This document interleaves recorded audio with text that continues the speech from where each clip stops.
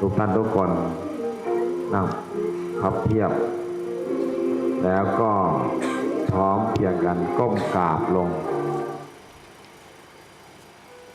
พร้อมกันอย่าเพิ่งเลยกราบลงนานๆนึกถึงเวรกรรมอะไรที่เราเคยสร้างให้ทำขอให้มันหมดไปสิ้นไปเป็นศูนย์อโหสิกรรมนึกในใจนะทุกคนนึกเอาไอ้ฐานจิตหมอบลงลูกหมอบลงนึกถึงตั้งแต่อนุบาลป .1 ป .2 จนถึงป .6 ม .3 แล้วก็ปี 1 ปี 2